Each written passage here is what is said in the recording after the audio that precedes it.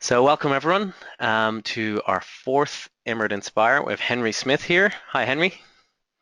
Hi, Thanks so much for joining us. So you're talking thank you for here. having me. You're talking here to some Irish game developers. We are full of questions, so I've been looking forward to chatting to you for ages.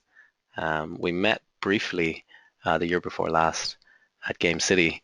We were both attending, and you gave me a very cool patch for Spaceteam, which I was very proud of. Oh, We were just yeah. sitting around the table, and I heard other people talking about Spaceteam, and I think I got really excited about it. And then, you were two down for me, and someone said, "Well, there's, Henry who made Spaceteam." Yes, one of those. Is the patch. Yeah, Yeah. it's up on my shelf. I haven't been able to attach it to anything yet. It's too nice. Um, so I'm full of questions, but I kind of want to just maybe start things off with a bit of history. Maybe you could tell us kind of how you ended up in games briefly. Briefly, I've been doing games for many, many years. Even when I was a child, I made board games and card games and things. And then I discovered computers. My dad was a big computer person. He was an AI researcher, so he got me interested in computers. I made my first games when I was a teenager in high school. Yeah, just like very small, like experimental projects here and there. Um, but then, yeah, just before or during high school, I released one as shareware, and and people started to like send me money for it, and it was pretty formative experience for me. The fact that When was that? In I realized that late I could get 90s? paid for games. Um, yeah, let me see. Yeah, it was probably like 95 or something. So you would get Um, money in the post? yeah, because it was back in those days, there wasn't the internet was around and you could download things from like BBSs and FTP sites and stuff, but there wasn't like a good central repository for the stuff. And so I I had a shareware version that people could download, and then if they wanted the full game, they could just send me £5 or $5 or something in the mail, and um, and I'd send them floppy disks with the full game on it. So I had to like print labels and stuff envelopes and send them out. But that was pretty cool. That is really So cool. that was my first real game. It was called Squish. It was a puzzle game where you control a little black rubber ball with eyes, and it's kind of like Lemmings.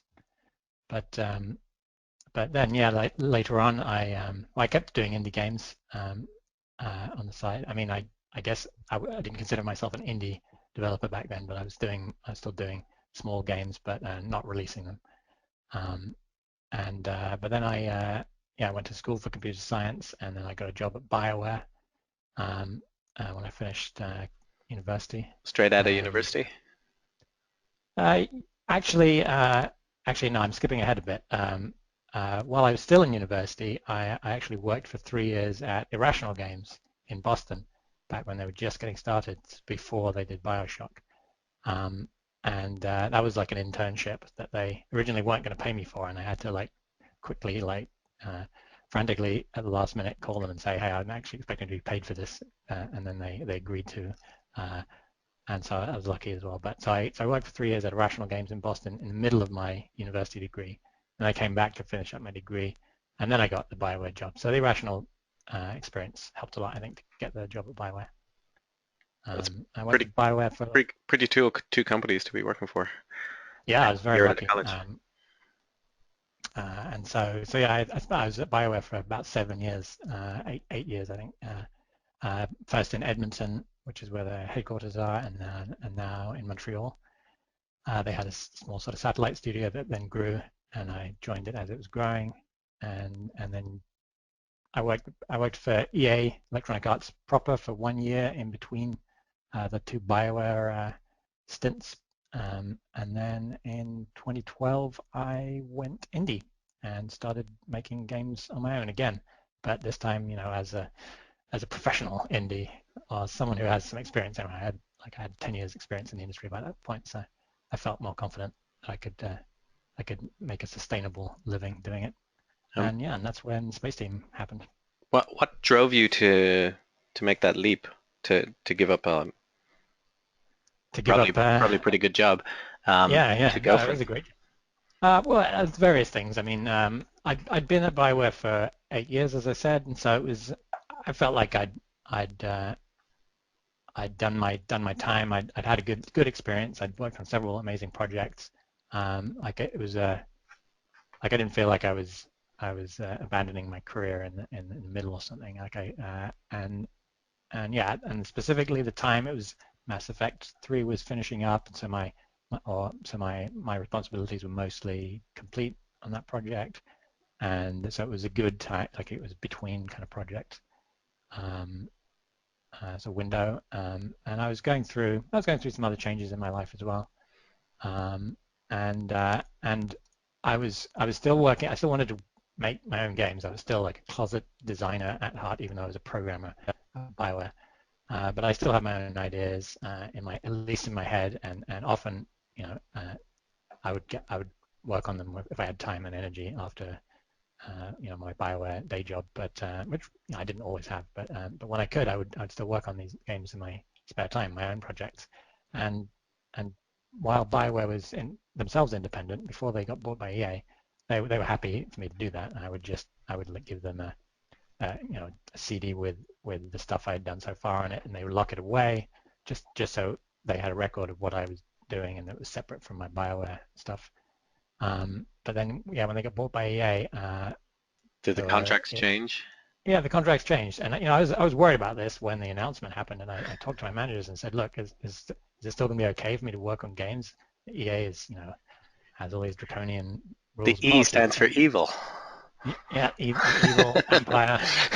Um, but no, I mean they said, well, they didn't quite assuage my fears. They said, well, yeah, there's not much we can do. Like, we'll try to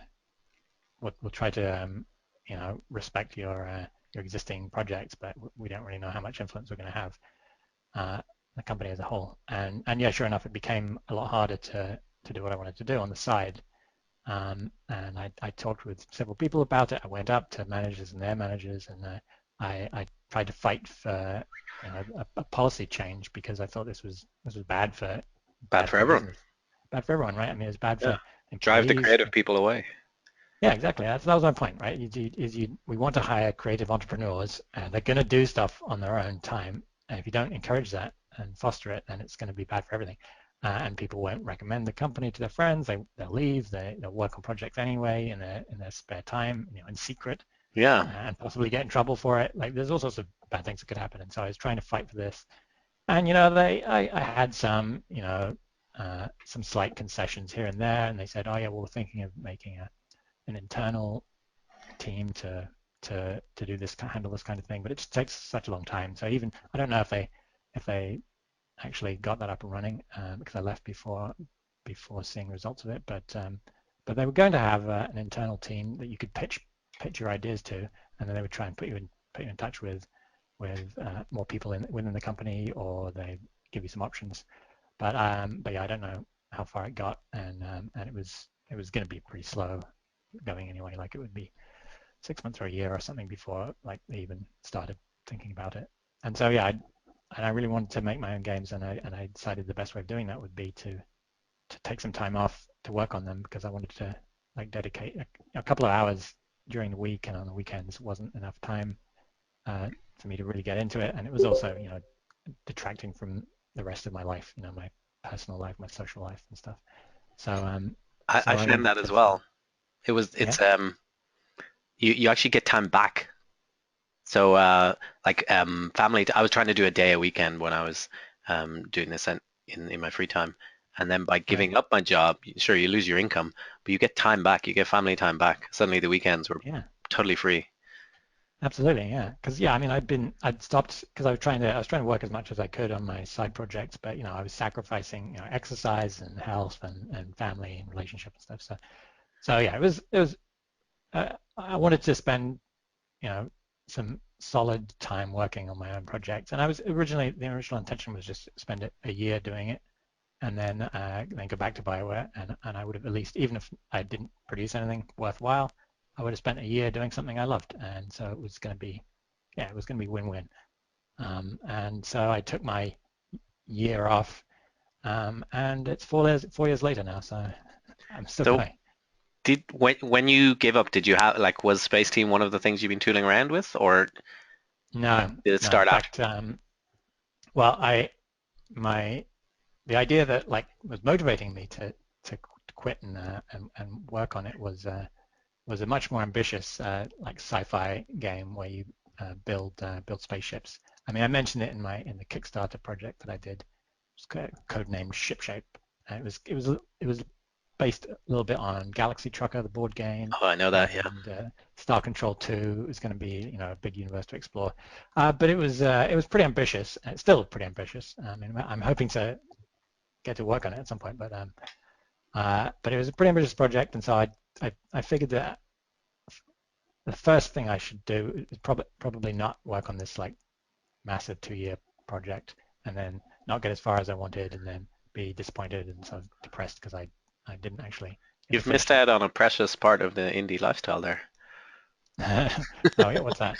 The picking a project that's too big and the depression Yeah, yeah. cycle you just No, described. I'd actually done that earlier because I started when I was in high school. I had done that much earlier, and I learned a lot from it. Yeah, I was, in fact, during my university degree, we were doing co-op work terms. So every 4 months we would alternate between school and then work placement to get work experience.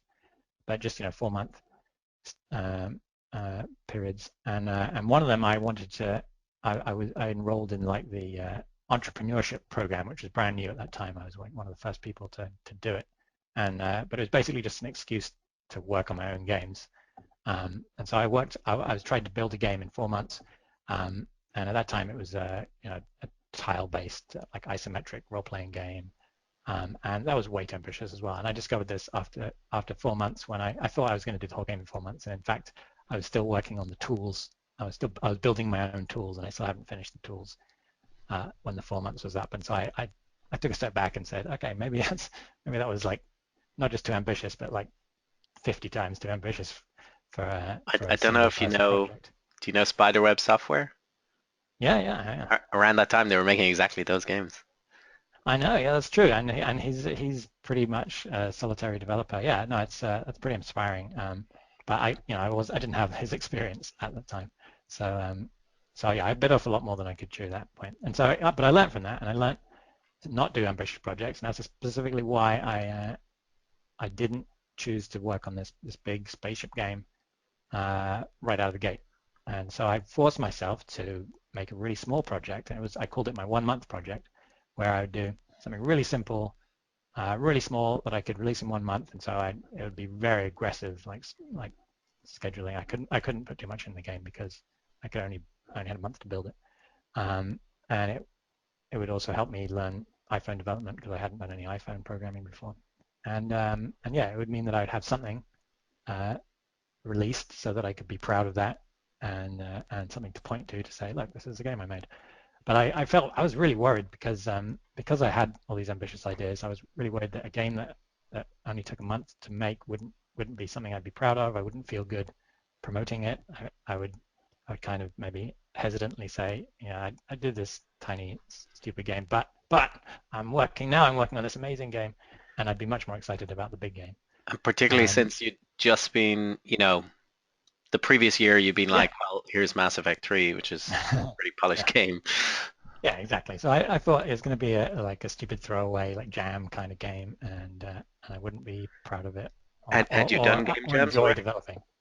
Had I done game jams? Yeah, No, actually, that's something I'm actually quite embarrassed by is that I've never done a game jam, because it and does get you over that, what you just mentioned, that fear of sharing something really rough, because everyone in the room's thing is like rough, awful. yeah, and I think it would be really really good for me to do one. I mean, I keep like telling myself, I'll do the next one, but then it's always I mean, it's quite an investment to spend like 48 hours. For sure, yeah. Um, I've only ever done one day ones. yeah, yeah. So I guess I could start with something like that. But yeah, I think it would be really useful for me in particular because I think I have a problem. It takes me a long time to build a game, even a small game. So it would be, and I think that's where I need some help is yeah, doing a really really small game that I like I because I'm a bit of a perfectionist, so I tend to spend a lot of time mired in details that I don't need to be, and doing stuff that no one's ever going to see, or stuff that interests me, but it's not actually relevant to the game. Like I'll explore some esoteric aspect of it. Um, so yeah, I was unsure about like how much I would enjoy this small game, but So that was Space that Team. was Spaceteam, yeah. And And so, how much was there after your 1 month? well, I spent quite a lot of time thinking about it before starting the uh, the project officially. I spent quite a lot of time thinking about what I could even do, what kind of idea would work. Um, and but then I was struck with this revelation that kind of came to me in a dream about someone shouting instruction from one screen to someone else, and I took that seed and built a really quick prototype in Unity, um, which took me a couple of weeks, and it worked surprisingly well, and it was a lot of fun. And so then I spent another like month or so rebuilding the game in Cocos 2D, which was like more appropriate for the kind of game it was.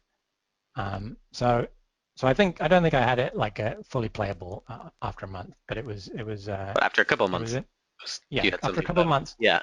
it was definitely playable, and I was having a great time play testing it with friends. I realized that yeah, this is a really good idea, and it's super fun just to come up with the words, let alone play it.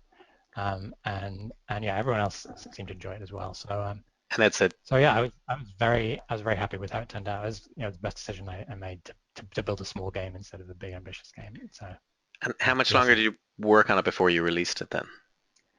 It was Or about was that three ready to months. go? Okay, that's No, really 3 quick. months, 3 months total from beginning to end, and then I spent another month doing updates and like more features and stuff. And yeah, I added some more. I can't remember exactly what I was adding, but You added more some kind of like little game levels. expansions. Yeah. Yeah, exactly. You added So Android as well then later. So it came out yeah, and iOS only first. that was really lucky because I it was iOS only for like the first 6 months after it came out or something. And because I had an iPhone and I knew that I wanted to make it cross-platform, but I knew that it was going to take longer to to build it for two platforms, and I wanted to keep myself this really tight schedule. So yeah, I remember just made I when you did release the Android version and had cross platform multiplayer. It was kind of groundbreaking as well that you had done that. I yeah couldn't remember any I other guess game that so. had done it. I was quite surprised, and it just worked. It was really good. Yeah, I mean, I spent a lot of time trying to make the connections as seamless as possible because it seemed to me that they like this is 2012 at that time. Like we've got like Wi-Fi and Bluetooth and all these like cell phones. They can connect to each other in all sorts of ways. Like But you they shouldn't have to never like did. type in IMDb or even pick something from a list, right? I figured that okay, you've got four people in a room. Like it can detect through all sorts of methods, like whether there are other people there. You should just be able to press play, and then Proximity. it knows everyone's playing Spaceteam, and so it just joins you all together. Now that was surprisingly difficult to actually get that working, but it was very important to me to make it seamless and have no dialogues where you had to pick a host or And it was decide who very was going to host and who's going to join. it was very painless as a player. It was lovely. And you Yeah, I'm really happy. I'm proud of how it turned out because that's what I was aiming for. I wanted to just press play, not have to worry about any of that stuff and it was because even people don't finding care. a game was fun. I thought this was a really strong point in Spaceteam was that you'd convince your other friends to install the app, and then to join, there's nothing you could do except touch the screen to start, and then it would show Right. your randomly little generated character, and if you held down the button, they'd put up their hand, and the kind of beam effect would happen, and Yeah. it would kind of play a tune through everyone's device. So it was kind of going beep boop boop boop, but each beep Right. was Yeah. in is like the first of the four beeps was on my device, and the second was on yours, and then the third when the third person joined. I thought that was a really nice introduction to the game, and it felt like you'd spent a lot of effort on that. Is that true? Yeah. Well, I yeah, I mean, I definitely thought about the like lobby uh, the waiting room because I didn't want people to get bored in there, and I also wanted to introduce some of the key concepts of the game while people were there, like the fact that um, the fact that when you like mark yourself ready, you can it shows on everyone else's screen, so immediately you can tell that the phones are talking to each other. Whereas that Yes, yeah. that might not be obvious if you're not familiar with the type of game it is, because it was a kind of unusual game at the time. And one of the things people were confused about at the beginning is well, they didn't realize that the phones were actually communicating with each other. Like if I was at a festival or something showing it, people would just pick the game up, pick one of the iPods up and try to play, but they didn't realize that it was going to actually interact with the other players. And so yeah, I think it's important to first like let people know that actually the devices are talking to each other, and so when you press the button, everyone can see it. And also that you all have to press the button together at the same time in order to start the game. That was another The first challenge of intentional coordination. choice because yeah, like from that you learn that you have to actually work together to progress in the game. So Um, I love that kind of stuff, the intrinsic teaching stuff where you've learned something and you haven't even realized. I love yeah, that. It's like a well that's design goal that I never seem to quite reach. So yeah yeah when I, I was I playing like the to game see first, how I was that like, comes. oh, this is nice. That was also why I chose to put the dial on the title screen to start the Yes, game that's instead of right. the button So you've done one because of the things you do in the game. yeah, because that was the hardest control to use. Like most of the other stuff is a button, a switch, or a slider. Like people understand that, but the dial is. I mean, people understand how to use a dial, but like you can't actually use two fingers to turn it, which you might do in real life. Even I could do that. It's just multi-touch, but in fact I didn't add that, and it's been a bug on my list for a long time to add multi-touch to the game. But so you have to use one finger, and the turning it's a little bit awkward. It's certainly the most complicated control in the game, and so I wanted to teach people how to use it before they started, just so that it would be they wouldn't get confused in the moment when Thanks for the reminder. I'd their forgotten about lives are on the line. Um, so yeah, that's cool. I find it interesting that you mentioned the music actually happening on each person's device in it. turn It did, because right? I didn't just imagine that. well, I mean, no, I'm sure that it happened, but that wasn't really like my musician just basically wrote uh, like a piece of music. I told him to maybe make some lobby music that sounded a bit like Like a lift. futuristic lounge or elevator music, something like that. And so he did a great job with the music, but we didn't really think um, about how the fact that we have four speakers essentially, and they would all be out of sync a little bit. In fact, that I knew that was going to happen, which is why we didn't include music in the Yeah. main game because well, a people are going to be shouting at each other, so you wouldn't hear it, and b it would probably be slightly out of sync, and so it would sound weird.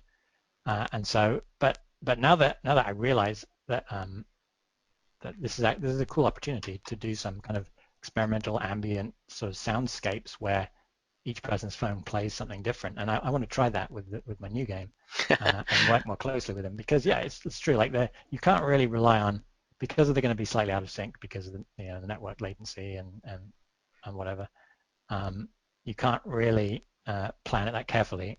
But if you can just if you know that you've got four different speakers and they can play different things and you can play sort of tones or strange noises Or and they different can work instrument for together, each person. yeah, they could provide a cool atmosphere. I mean, as long Very as cool. everyone has the volume up. So yeah, I think we're going to experiment with that a bit for the next game because I think it's an interesting opportunity. So just kind of going back to the launch, to me it seemed as a outsider it blew up, absolutely blew up. It was everywhere, and one of the reasons for that is it's a really cool idea. It's got a great hook.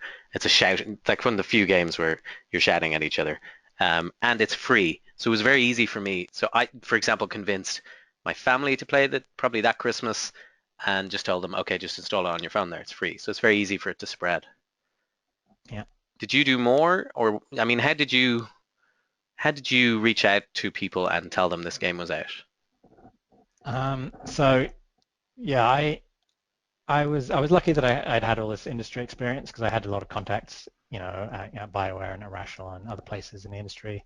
And so I reached out to my friends there to say, hey, I made this new game. Can you spread the word? And so I think it probably spread through other game studios first. Um, but I also asked around and said like, I've never done this before. How do you contact press? How do you launch? Like, do I do a press release? Is that a thing? Um, and yeah, luckily one of my friends at BioWare had a contact with Ben Kuchera, I think at the time he was working for Penny Arcade Report.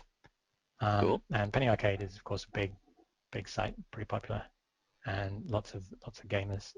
And so he did a write-up very early on. This is like one of the first things that came out about Spaceteam. He did a write-up of Spaceteam, and it was very well received, and a lot of other publications then picked up on that, and then the Penny Arcade guys, of course, read their own site, I guess, Did and they do a comic?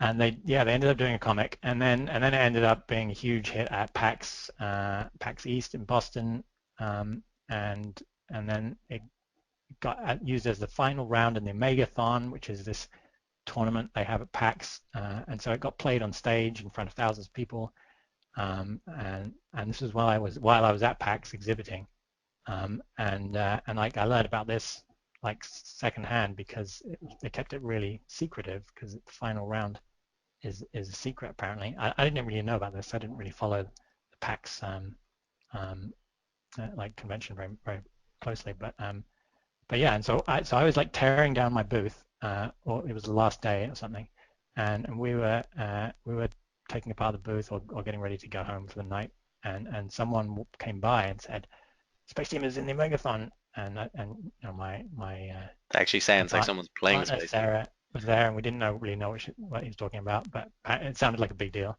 and so we looked it up, and we ended up watching the live stream of the Omegathon, people playing Space Team from the convention center hall. Like we found some Wi-Fi that worked, and but it was agonizing because the game kept disconnecting, um, and while they were playing, and I think eventually they had two teams competing, and it was the final round, so the winning team got to like go to Germany or something to compete in another competition. But yes, the network kept disconnecting because I never Because really networks don't work at designed it. something like Yeah, well, PAX networks anyway. don't work at conventions, but also I hadn't designed it particularly to work like in a space with thousands of people using their cell phones, and there's lots of network interference. And I'm not a very good network programmer, and I didn't really like the network code, so I just got it working well enough, and I never expected anything like that to happen. So yeah, it was man, I was like biting on nails, and it was gut wrenching to see it happen over and over again. But surprisingly, people seemed to still like the game. Like when it did work, it was really fun, and it's a great spectator game. So so it was still, I think people didn't seem to blame Space Team. I think they kind of knew that networks were always crappy at conventions, and they understood, and I think they were pretty forgiving. And in the end, I think that they had to call it the draw because neither team could get far enough to declare a winner. And so I think both the teams went on to the final round or the next step. So at least it wasn't. At least I can. The teams aren't going to be mad at me for losing that competition. So Um, you had been exhibiting at PAX. This was just after your release, I'd say. yeah, I Was it guess live? I can't remember the exact timing, but it had been out for a few months by that point, and so people already knew it, and I think that was the first time where I went to I'd been at Indicate East before that, um, but PAX was the first time when people would actually come and say, "You made Space Team, I want to give you a hug," or like a high five or something, which is incredible because never has happened to me before. I mean, people would I tell people I worked on Dragon Age or Mass Effect or something, and they would be very respectful.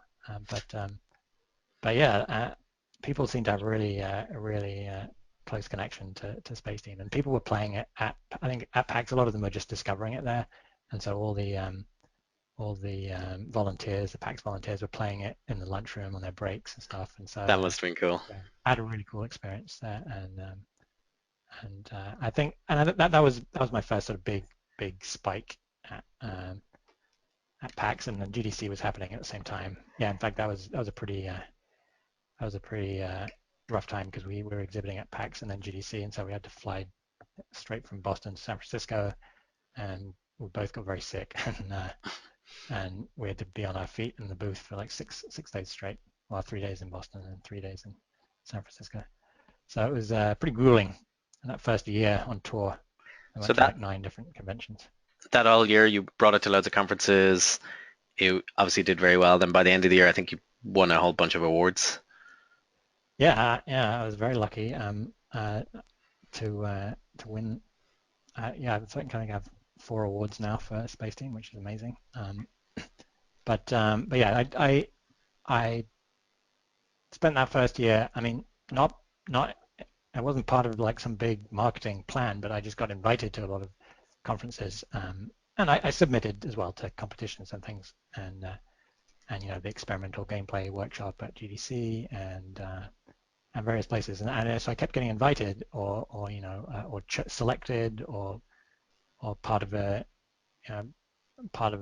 showcase somewhere, and so often like they would pay for my entrance fee at least, if not my travel costs. And so it made a lot of sense to travel and show the game. So I'd get a free booth every time, and those booths are usually expensive.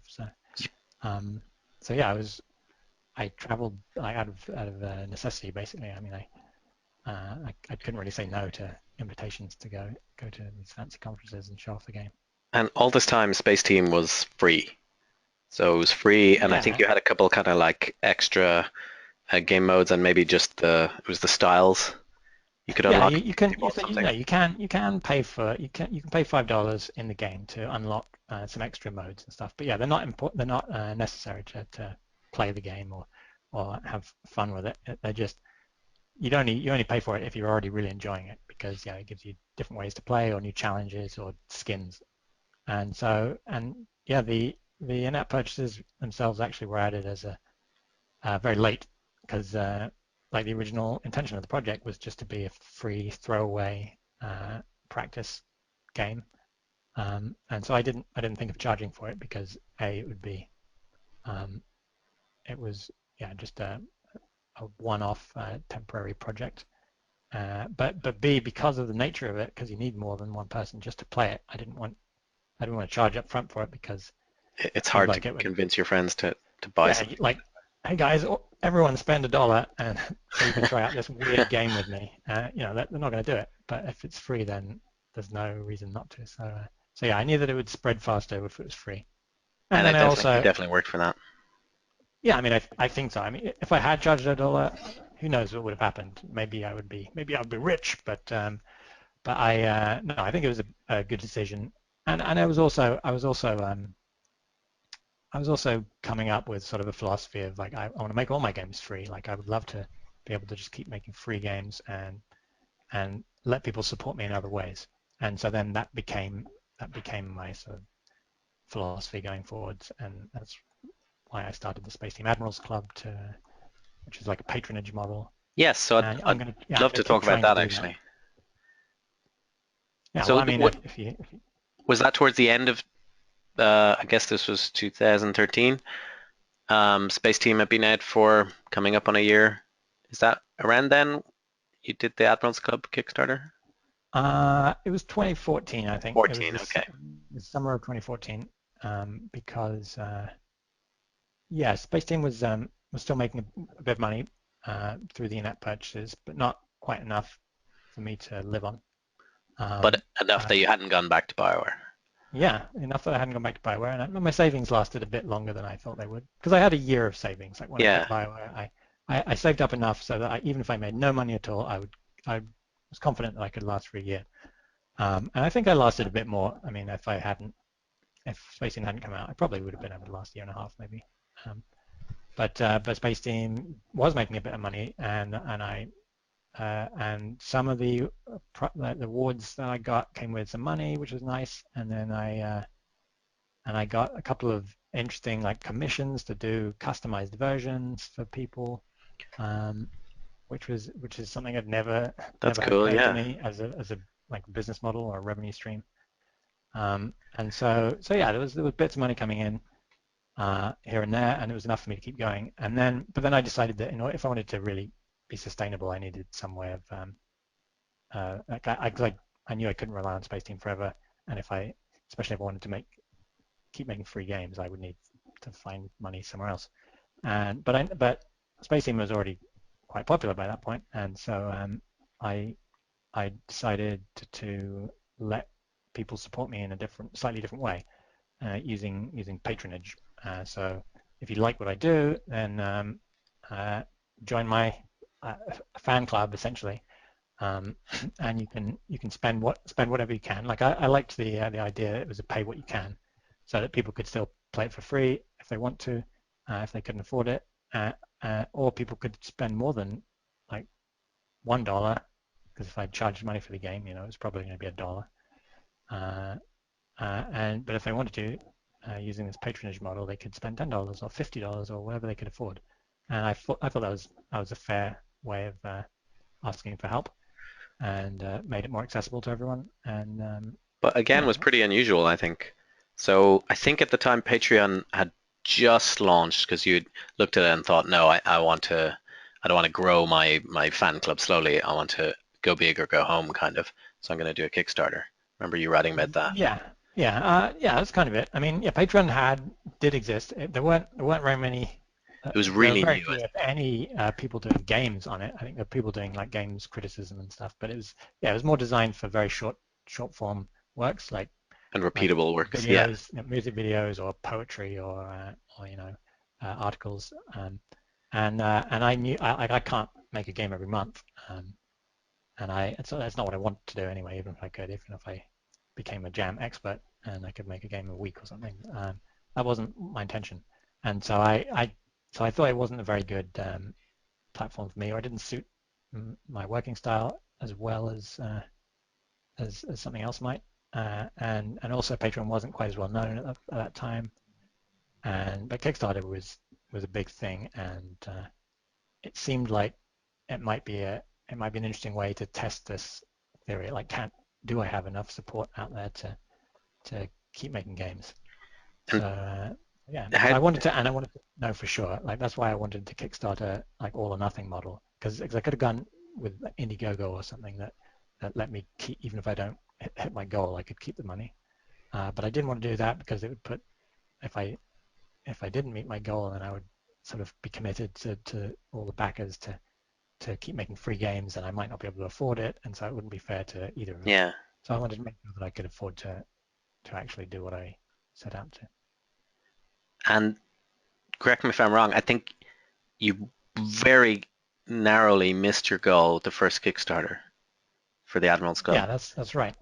It got to Yeah, like it became 90% or 90, like really yeah, close, painfully close. 84% or something, which was extremely unusual. And the Kickstarter people, like I'd talked to Kickstarter before this happened because it was an unusual project, and I talked to other people who'd done Kickstarters, and everyone told me, oh yeah, so this is what usually happens, and if you get to 30%, that's a magic number. If you get 30%, then you've got a good chance of succeeding.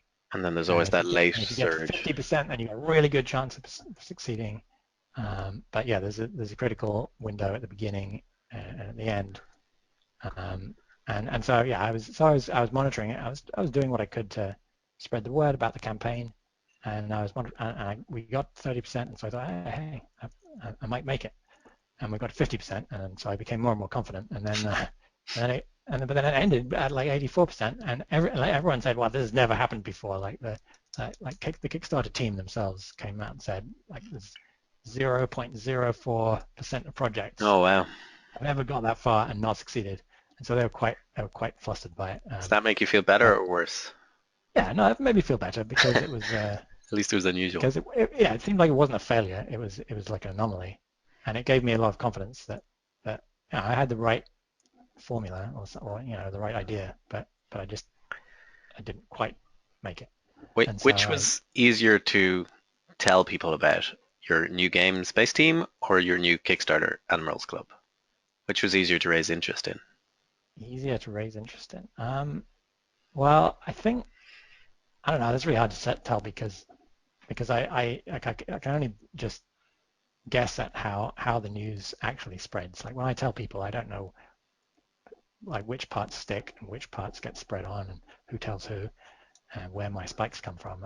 I just don't have a lot of visibility into that stuff. So I mean, I was happy to share Space Team for sure, and because I guess Space Team was easier to share because it was a fun game, and I knew that I would if I just get people to play it, and they would be hooked. But the Admirals Club was kind of weird, and I wasn't sure if it was going to work or uh, and it was patronage, and I wanted to keep making free games, and I knew I needed support, I needed financial support to do it. But it always feels awkward asking for money from people, especially if it's something. And this was a lot of people had a problem because it's patronage. They're not paying for anything directly. Like it's not. I'm in not. It's particular? not Yeah. transaction. It's not transaction, which most Kickstarter projects are. And part of the reason I did this campaign on Kickstarter is I wanted to change that idea and say, look, it's not It's not actually a it's not a pre-order. pre-order marketplace, which is what most people use it for. And It Kickstarter should be. A, themselves are always falling over themselves trying to tell everyone it's not a pre-order marketplace. Yeah, yeah, exactly. Yeah, I They was must pretty be sure happy that that you were pushing this model. my project was actually like more in the spirit of Kickstarter than some other projects. Like even though people had a big problem, like is this guy even allowed to do this? Like the terms say you can't fund, you know, life Life, yeah, or help me live. Yeah, life. I can't remember what it's called, like pay my bills or whatever. But yeah. this wasn't. I mean, explicitly It wasn't just pay my bills. I'm too lazy to get a job. It was, I want to keep making free games, and the only way I can do that is if I get support. Um, and so it was, and they're going to get games out of it. They're going to get a free game. So it's very similar to the way Kickstarter works, but it was mostly about changing people's perception, and that they're not paying for a specific project, they're supporting a person, and the games are going to be free for everyone, not just the people who backed. But I figured that there'd be enough people who would be happy just to uh, to throw in like $1 or $2 to support it, especially because a lot of people uh, thought that it was cool that Space Team was free and that they didn't have to pay for it. And so It's a way to say people were thanks giving for that. back. Yeah, Yeah. and that's how I wanted to present it as well. I wanted to say like if you even if uh, even if you don't get everything that you think you're entitled to through the Kickstarter, at least you said thanks for Space Team or something. I mean I gave people a way to justify it themselves, even if they thought it was a failure. So you Um, you did relaunch then, like right afterwards, pretty yeah, soon. well, I took like a month or two to refocus and plan some new things, and I planned uh, global Space Team tournament as well to coincide with the campaigns. That was a bit of Very effort cool. to do, but I think it paid off because it was pretty popular, and it was really fun to run the Montreal tournament. But yeah, in order to do that, I had to recruit people from all over the world and send them packages with medals and buttons and t-shirts and stuff. I promised them free stuff for helping to organize, Nice. and I also wanted to give people buttons and medals and stuff, make it a real official thing. So yeah, I think that was pretty successful. That helped keep the buzz going throughout the campaign. And I just tried to push a bit harder and contact a few more people and be a bit more spammy. I mean, that's the other thing is when you have a fixed time limit to promote something, and It feels and it weird. feels like you're just telling people every day all the time. It feels like you're getting really annoying, even though an individual person might only get one or two emails from you. So it's You not you really sent out hundreds though, so spam. they're But really I'm sending feeling hundreds the out, so burden. it really feels like I'm spamming people and like I'm being really annoying. So I tried not to think like that the second time around, and so I think I was a bit more liberal with my PR duties. Did Um, did you find you had any way to reach existing Space Team players about it? Because there was a lot of them, right? well, yeah, I mean there wasn't at the time like there wasn't like one place where they would all congregate, and I didn't have any way of sending them like notifications in the app. Like I didn't have push notifications or anything, which might have been a good thing. I don't know, but But I did Eventually, there was release, a version of the app that mentioned Admiral's yeah, Club, wasn't I there? released an update and Yeah. mentioned the Admiral's Club. I always plan to do that, and I think I was a bit late and it wasn't quite enough. And it would have only got through to the people who had downloaded the app, kept it on their phone, and happened to like launch it within a month or a few weeks or something. So it was a pretty small, I think it's a pretty small fraction of people who saw the message. But yeah, Because I tried all sorts of ways to get in touch with people. that is a real challenge, I think, now is, okay, you've made a game that reached a whole load of people, but how do you tell them that you've made something else cool? How do you reach them again? Yeah, yeah. I mean, because yeah, at the time, Spaceteam had already had 2 million downloads, and it was on Android at this point as well. So it's Android, iOS, and so I thought, well, if there's even a small fraction of those people I can reach, then I should be able to do this Kickstarter. But I had no guarantee of reaching them because yeah, I didn't have a voice to 2 million people. Um, And they're kind of, Google and Apple's customer. Yeah, exactly. Like I don't have their email addresses, Yeah. and that would be yeah, I'm sure that would be illegal if I were to get it. But I guess you can probably like ask people to sign up in the app for mailing lists and stuff, which I might do. Um, Yeah, it's something I'm thinking about as well. The same thing happens on Steam. If you make a sequel or fix something or yeah, have a whole new expansion, doesn't matter.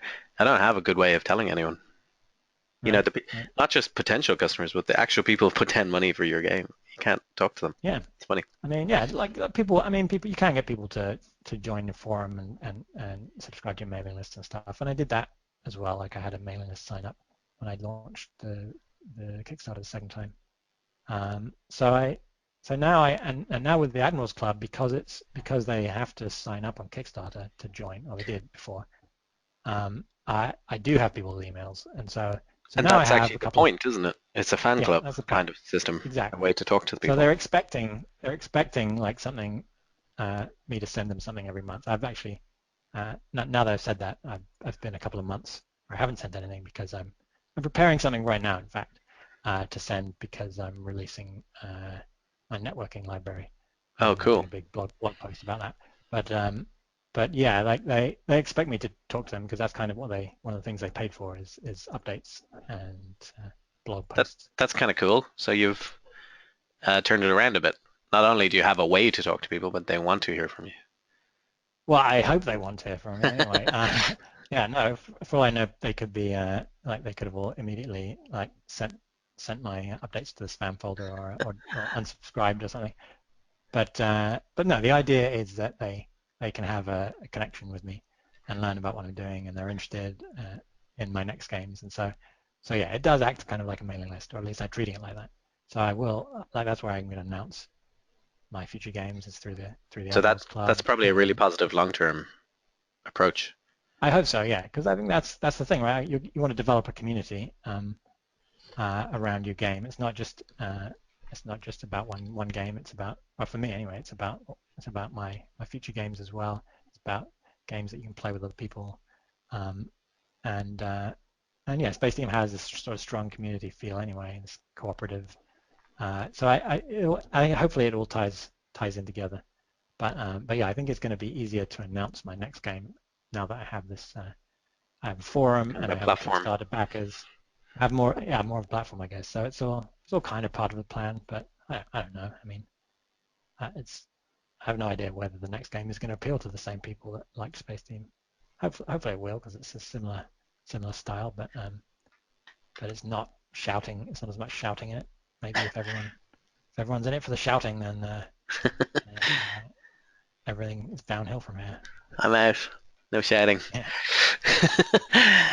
I have a kind of question related to that actually, about shouting, um, which is basically a friend of mine is making a local co-op kind of shouting game, Okay. obviously inspired by Space Team. And I'm kind of wondering, so they're small time, they have no money, they have no marketing budget. If you were releasing now without a budget, how do you think you'd try and market a game like Space Team? Do you think Um, things have changed in the last like 3, 4 years? As I think yeah. I think people are. I think Well, one of the things that changed is that people are now more aware that this type of game exists because there are a bunch of games coming out there. I mean, there's a big local co-op surge, I think, last year or the year before, um, where there are a lot of like couch games where you can play four players on one screen, and then there are games like Keep Talking and Nobody Explodes, where you're Yes. working together.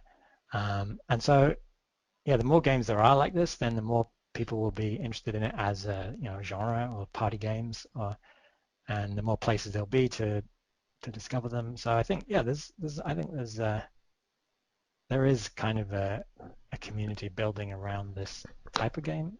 So that's good. But I mean, I didn't know how to market Spaceteam at the beginning. I just told my friends and coworkers, and it kind of spread there. And then so I do the same thing. I'm going to do the same thing with my next game. I'm just going to tell my friends and coworkers, and now Yeah. my Admirals Club members, of course, like so that's not something that everyone has. Uh, so so I don't know. But there are definitely there are new places to show off this kind of game. There's a Facebook group and a local multiplayer.com site Okay, and they that probably didn't exist a few years ago. no, and it's like yeah, I So know that, the guy yeah. that runs it, and he's doing a great job of compiling all this games like this that you can play with other people.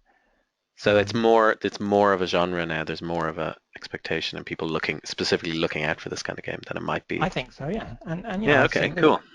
Reddit posts saying like I want a game like Spaceteam. Where are the other games like this? Or what kind of game can I play with my spouse or my Nice. family? Okay, cool. So I think that's good, but it's I mean it's kind of hard to it's I think this game is always going to be hard to sell because of the fact well again because yeah it's hard to convince four friends to all pay $1 for a game. Um, so so it's going to be hard to make money I think from games like this. But that was never my intention when I released the game, Mm. right? I wasn't. So I was kind of lucky in that sense that I didn't need to make money, so I didn't really think about it. I think free to join is a kind of a must-have if you're going to have a co-op game on multiple Yeah, devices. It's got to yeah, be like free to yeah, maybe install. one person can buy the Yeah. server, and then everyone else can play with them. Or else your model free and then there's optional upgrades. Yeah, yeah, yeah. And the other thing, I mean, that's the other thing about the pricing model is that I was trying to make it feel like a board game because I'm a big board game fan, and it has the same kind of feeling about you're all sitting down in one room and playing something together. And for a board game, only one person needs to buy it, and then everyone else can play for free. Yeah, that's So, true. so yeah, maybe that model works. But yeah, marketing-wise, I don't know. I mean, I'm certainly no marketing expert. I've met some people since that are marketing experts, and I think I would ask them for help, and maybe pay them for help for the next game. Give them a Um, free copy of your game. but yeah, I mean, marketing changes every year. Like it's a different thing, like viral, like now, like one day it's you should do a press release, and then the next time it's oh no, now you need to do Twitter, and then or YouTube or Now Twitch now. streamers are huge. Yeah, so like I How don't, it's how do going you to play a change co-op game like Space Team on a on stream? Twitch.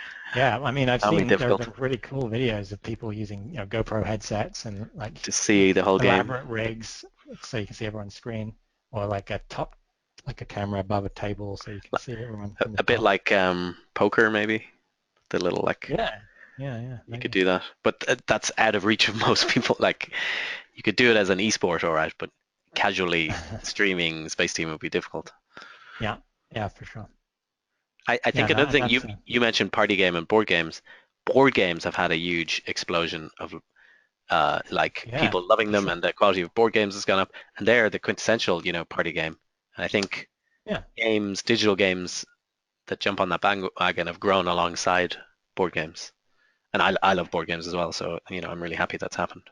Yeah, I mean there's explosion in board games themselves, then there's also seem to be a lot more video game and mobile versions of board games coming out. Yes, yeah, And then there are board games that incorporate mobile devices in interesting ways, like One Night Ultimate Werewolf and XCOM, yeah, where they have an app that's not just like a direct. companion, but is like important to the how the game is played. And so yeah, that's going to make that like cross-media stuff is becoming pretty exciting. And So I think that's you all going to help. It's all going to help with marketing this kind of game. you just did a late last year a board game, well, a card game version of Spaceteam, right? Yeah, in fact, it just recently got delivered to people. They were trying to get it out for Christmas, but there were all sorts of delays in like the shipping ports and stuff. Well, I learned something about producing physical goods anyway. But yeah. So I got my copy a few weeks ago, and I think other people are receiving their copies as well. But yeah, it was I didn't work on the game directly myself. They like contacted me and asked to make a licensed version basically, and so So they just out uh, of the blue said we like Spaceteam, we think it could work. yeah, and I think I'd had a couple other people contact me in the past about a board game, and I said, yeah, I love board games. I'd love to make Space Team as a board game, but I don't know how to do it, and it seems like it would be a little bit difficult because of the way it uses the technology. But I'm sure you could do something, and so I shared my ideas with people.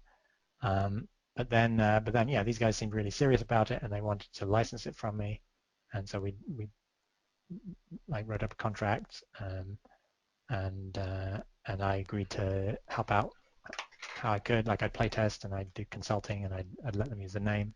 But I was happy just to continue working on digital games, and they seemed to know what they were doing in the board game scene. Yeah, and I really liked their design, aesthetic.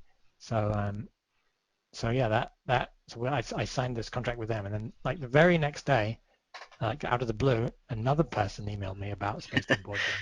And I had to say, sorry, it's a great idea, but I Missed the just signed the boat. rights away. But I think they ended up working together. I got them in touch, and they ended up working together on the final game. So that was cool. Oh wow, that's Um, cool. so yeah, so I was very hands off on the design. Um, I did a bit of playtesting with an early copy, but that's basically it. And then I gave them all the names and like, So they uh, did the whole thing. They ran the Kickstarter as well. yep, yep. That's And it cool. was they did. I mean, I helped promote it and market it and like linked to my sites. But You know they, firsthand how much work is involved. yeah. But they did all that marketing, and they're still doing marketing. And now it's they're trying to sell it now on Amazon, and they have to continue to promote it. And I I basically uh, just sort of retweet their Nice. announcements and try and direct people to the site. But I don't have to do any of the promotion, which is great for me because I'm not good at that, and they have connections to different all sorts Physical, of different yeah, sure. places, yeah, the physical places, and so yeah, I'm just continuing to work on my digital games, and it's great. But yeah, the Kickstarter went really well, so and I think everyone's happy with how it turned out, and so yeah, remains to see how well it does, but hopefully people hear about it and buy it, Hopefully it and becomes so popular that the board game gets ported to an iOS app. You can come yeah, full well, circle. we are thinking of yeah putting the like the board game design back into the game as an alternate skin, Oh, cool. maybe interconnecting them some way. And I was going to put a timer, like a digital timer, in the app so that you could play the board game instead of the sound timer. But so we connect it in certain ways. But no, it was a yeah a great project. It worked out pretty well. Cool. Um, so I'm gonna wrap up there because I've kept you now for an hour here, which is very enlightening. Um, I'm happy to keep chatting if people have more questions. It seemed like we didn't have time to take any oh, we've questions just got from one in here. Yeah. the crowd. So John Hannafin's asking that I think you said that you originally prototyped in Unity, then developed in Cocos 2D. What did Cocos 2D give you over Unity? So yeah, Unity just at the time, this is 2012. I didn't have a lot of experience with Unity, but I'd used it for a few prototypes. But it seemed like it was just overkill for a 2D game like Space Team because it had the executable size was quite large and the iteration time was a bit slow on iPhone because you had to the build process. It was just like a minute too long, and I would while I was building in order to run on the device, I would get distracted by Facebook or something, and so I would kill like 15 minutes. And so Cocos had a much tighter loop because it was more streamlined, and it was a 2D. Cocos 2D is a dedicated 2D sprite engine, and it just had a bunch of like special effects built in that I ended up using for the wormholes. Like it seemed to just match the type of game I was doing a little bit better. And with Unity, I would have to, the 2D tools weren't as good at the time, the networking tools weren't as good. Um, and and so yeah, I did the prototype just because I was learning it, and it seemed like a really quick way of getting something up and running. But then and I moved to Cocos because it just seemed like a better fit. And I think it still was a better fit. I think I would have had to jump through some hoops to get the Unity version working fast enough. I was also pretty slow. Like the Unity version, I mean, I didn't try optimizing it because I wasn't at that stage yet. But like just out of the box, when I tried to do simple things, the frame rate seemed a lot lower on the iPhone than the Cocos 2D project. Like it was a pretty big difference. And so I didn't want to spend a lot of time trying to optimize to get it working, to just get it running smoothly on Unity, whereas on Cocos it would just run smoothly out of the box. So yeah, and in retrospect, it would have been pretty useful to have a Unity version, and now I'm rebuilding the whole game in Unity at this very moment uh, because now Unity is a better fit for me. And they have Um, a proper 2D pipeline and stuff now. yeah, they have much better 2D pipeline, a great UI system now, which they didn't have before, and the networking is improved as well. So yeah, 2D UI and networking are just all much better now in Unity, and also Unity is cross-platform in ways that I make it much easier for me because yeah, we didn't end up talking about the Android version, but it was another company that made the Android version. Kind of fell into my lap, and it was a really good relationship for a long time. And then, but now my contract is over with them, and so I'm on my own for Android stuff. That's another reason I'm rebuilding in Unity Okay, now. that makes sense. But so yeah, now I am rebuilding in Unity, but I think now is the right time, and before it wasn't. So yeah, and Cocos is still a strong engine, but I think if yeah, I would like I think I'm going to use Unity for my future games just because I like working with it and it's got a lot of benefits. So I actually meant to ask you this earlier, but pretty much you've always just worked as kind of a one-man band? You just by yourself? Do you do Yeah, kind of yeah, everything? I mean, I've never really been able to afford a second person to help, and also my ideas like are too, they're not concrete enough usually to set out a proper schedule, a production timeline, because I'm just doing experiments.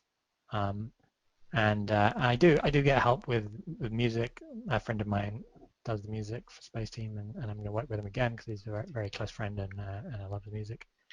And I also get help from artist friends as well. On Spaceteam, a friend of mine uh, just helped out for free. But for my next game, which is a bit more involved, I'm going to pay someone, and I'm also going to pay my musician as well. So It's I'll crazy do sort of talk. contract work or I'll find Yeah, yeah. contractors to do art and music. But no, I'm the only full-time person, and it's a huge step just to go from one to two people, right? I mean, I suddenly have to worry about Their payroll livelihoods. and actually incorporating my company and stuff like that. I'm not incorporated yet. So yeah, there's all sorts of problems I just don't want to deal with. Um, and also, yeah, uh, there'd probably be horrible creative differences, and we would split on like sad terms or something. The reason I went indie was so I could make my own games, and so yeah, I'm not quite ready to share that share that with someone else yet.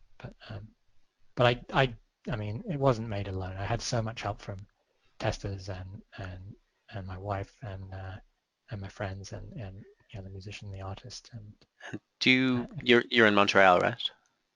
yeah, Is there a community there of other developers and indies and people meeting up and showing what they're working on? yeah, absolutely. Oh yeah, it's so good. I mean, it's a great place to be an indie, not just because um, there are a lot of game studios here. There are a lot of big studios and small studios. It's a huge sort of hotbed in Canada.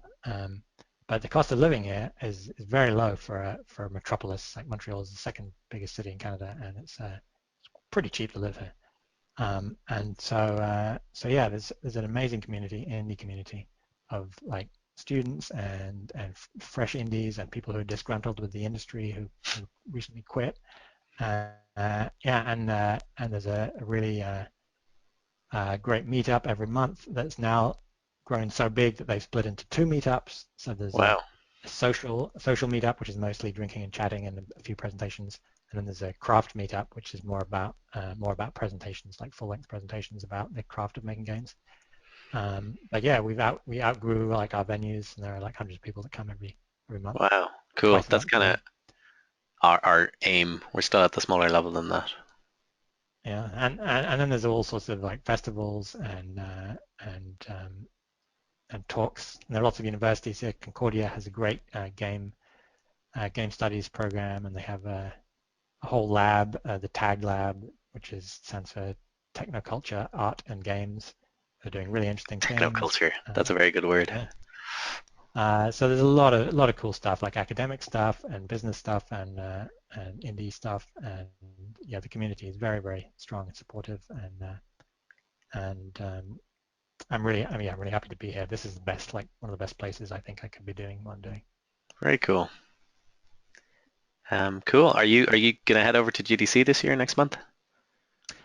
I'd like to, but it's too expensive, and like my new game isn't ready yet, so I wouldn't have any like particular reason to like show something off. I would just be going to socialize, which I'd like to do, but yeah, I think it's just You can too call it much. I mean, networking to justify it. yeah, no, absolutely. There's definitely a useful thing, but it's still expensive to get a flight It is very expensive. Yeah. across the country, and to pay for like a pass, it's like 2 grand. I guess I mean some people just pay for the flight and they just hang out and go to parties and hang out with people in the hostel and go to the free events like the Lost Levels or whatever. So that would be cool, but I think well when my next game is out, I'll be doing the conference circuit again, so Yeah. I'll have Cool. an excuse to travel and hopefully some budget for it. Uh, so yeah, towards the end of the year and next year I'll be traveling a lot more, I think. Cool. Um, I think we will bring it to a close there, but thanks so much for sharing all this. It's really Yeah, interesting my pleasure. background into making games in a different way and making a different kind of game. And I certainly be watching very carefully what you're doing, so I can quickly try and follow. um, very cool. Really great to talk to you. So I'm sure everyone will And join me to say thanks. Thanks, Henry.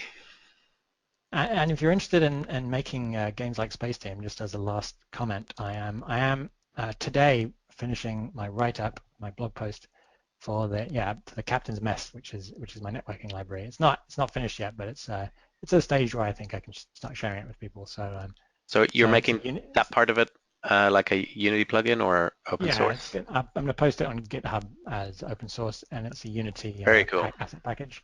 So yeah, look for it in the next couple of days, because I'd like people to test it. It's not like I haven't done extensive testing, and at the moment it's Wi-Fi only. It's not Bluetooth yet, but I want to see more games like this, That'll be a tool for local multiplayer. game jams people. If you like making Yeah, for sure. mobile games, this will be a must-have piece of So tech. hopefully it will help people out, and also I'm hoping that other people can help improve it as well once it's out there. So so yeah, check it out if you like this kind of game Cool. We will. and making your own. Great. Catch up soon. Thanks so much. Thank you. Thanks, everyone. Bye everyone. Bye.